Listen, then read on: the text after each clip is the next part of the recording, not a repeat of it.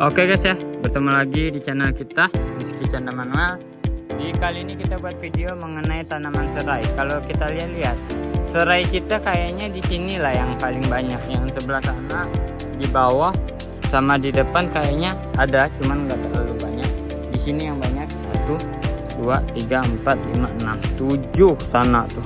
Ini kita dari sini mungkin. Nah ini tuh ditanam udah kurang lebih 1 tahun dan nggak mati. Padahal kalau kita lihat ini tuh jalan ini guys ya, tuh tanahnya udah kering tapi dia pertumbuhannya masih oke.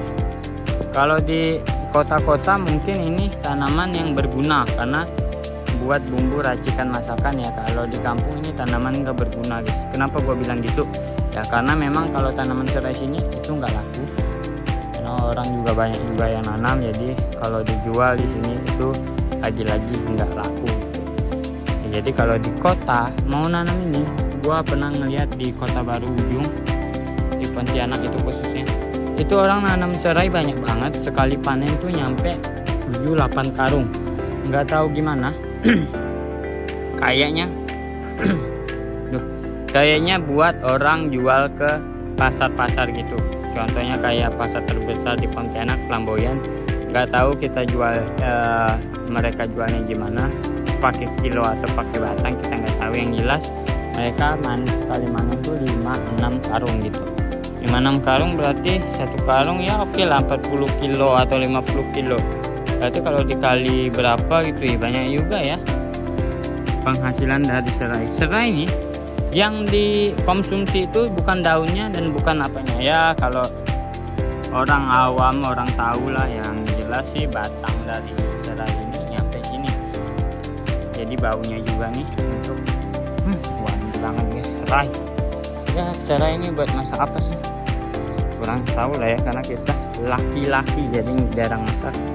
Kayaknya buat bumbu masakan, kayak contohnya bikin buat ya masakan lah pada intinya ya.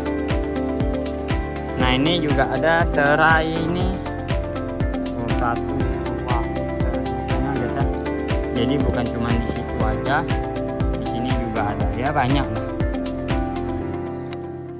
Ini pondok lama kita, yes, pondoknya udah pada habis papannya ya, kita ambil buat kandang binatang. Ini kenapa yang di dalam itu lebih besar dibandingkan di sini, karena di sini tuh tanam sisipan guys, jadi pertumbuhannya kurang. Cuman mangga nih lah, durian ini mati guys. Faktor cuaca. Lagi-lagi di sini ada serai lagi. Ini guys 3 batang, cuman yang ini baru ditanam kayaknya tuh masih kecil-kecil. Yang ini udah lumayan besar, cuman masih kecil juga. Ya kalau cara manen serai kayaknya itu 1 tahun udah boleh dipanen ya. Kalau kita lihat yang di depan kita tuh pertumbuhannya itu kayaknya serai dengan umur tanam 1 tahun udah bisa dipanen guys. Karena kalau kita lihat batang dari pohon sawitnya juga batang dari pohon serainya juga udah besar gitu. Jadi otomatis batangnya udah bisa kita panen. Cuman kalau nanti kita mau nanya di pasar Flamboyan iseng-iseng, kalau kita nanya harga dulu per batang itu berapa atau per kilo itu berapa serai, kalau harganya cocok kita angkut ke Pontianak kali ya. Karena ini kalau dipanen mungkin bisa jadi nggak banyak, 2 karung bisa sih, karena di ujung sana juga kita ada nanam serai.